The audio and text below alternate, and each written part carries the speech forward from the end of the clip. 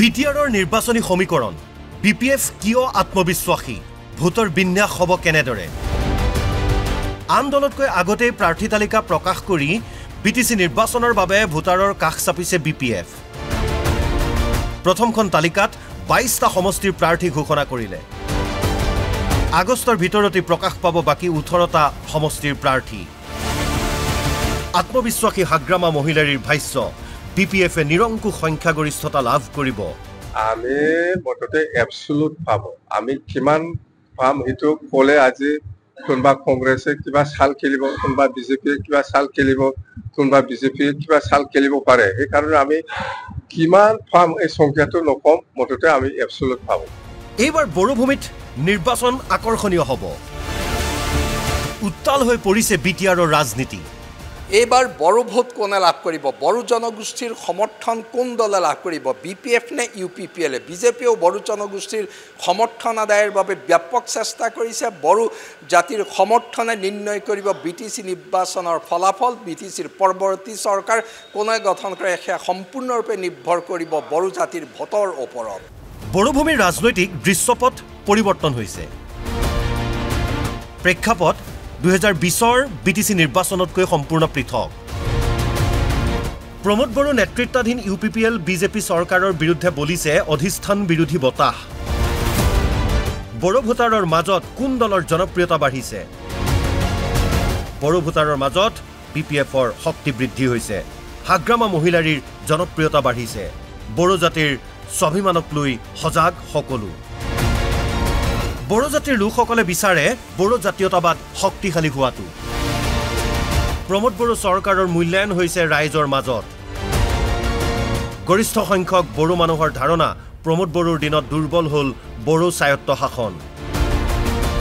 দীৰ্ঘদিনীয়া সংগ্ৰামৰ ফলত লাভ কৰা স্বায়ত্ত শাসনত আপোচ নিবিচাৰে বড়ো জনসাধাৰণে এই ক্ষেত্ৰত প্ৰমোদ বড়োৰ বিৰুদ্ধে উত্থাপিত অভিযোগে হাগ্ৰামা মহিলাৰীৰ শক্তি বৃদ্ধিত সহায় কৰিছে সেইবাবে আজিৰ দিনত বড়ো ভোটাৰৰ সমষ্টিত শক্তিশালী হৈছে বিপিএফ বিজেপিও বড়ো ভোটাৰৰ সমৰ্থন লাভৰ চেষ্টা চলাইছে জোৰদাৰ কোকৰাঝাৰৰ দতমাৰ নিৰ্বাচনী সভাত মুখ্যমন্ত্ৰীয়ে মোদীৰ দিনত বিটিআৰ চুক্তি আৰু বাজপেয়ীৰ দিনত বিটিসি চুক্তি হোৱাৰ কথা উল্লেখ কৰিছে 2019-20 প্ৰধানমন্ত্ৰী নৰেন্দ্ৰ মোদী ডাঙৰীয়াই আমাৰ বাবে বিটিআৰৰ চুক্তি স্বাক্ষৰ কৰে যদি আপোনালোকে মনত পেলাই 2019-20 বিটিআৰৰ চুক্তি নৰেন্দ্ৰ মোদী ডাঙৰীয়াই স্বাক্ষৰ কৰিছিল আৰু 2003 চনত যি বিটিসি চুক্তি হৈছিল সেয়াও আমাৰ কেন্দ্ৰত বিজেপি চৰকাৰ থকাৰ সময়তে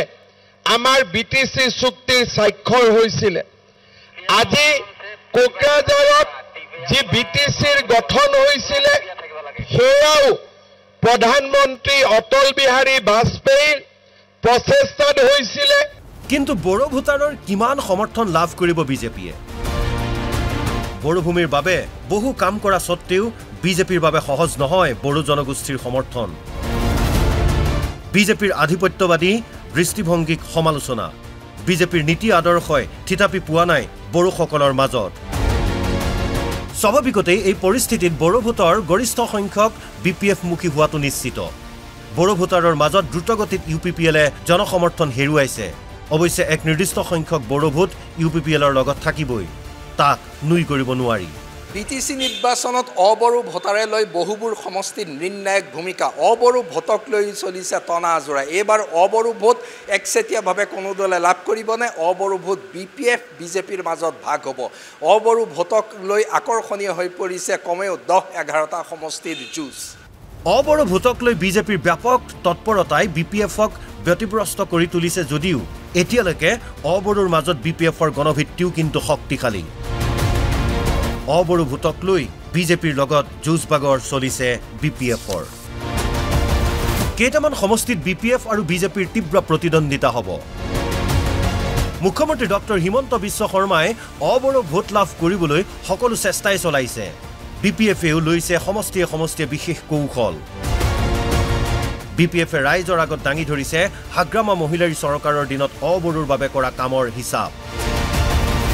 এইটো সত্য যে বিটিআৰৰ অবড়ো জনগোষ্ঠীসমূহে নিৰাপত্তা আৰু সুস্থিৰতা বিচাৰে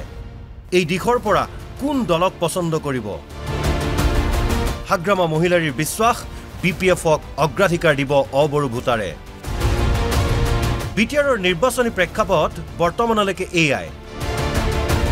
নিৰ্বাচনৰ দিন চমু চাপি অহাৰ লগে লগে আৰু কি ৰূপ লয় সেয়া অপেক্ষা কৰিব লাগিব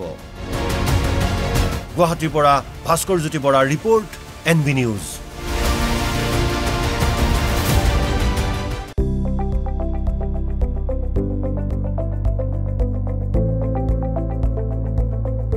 NB নিউজ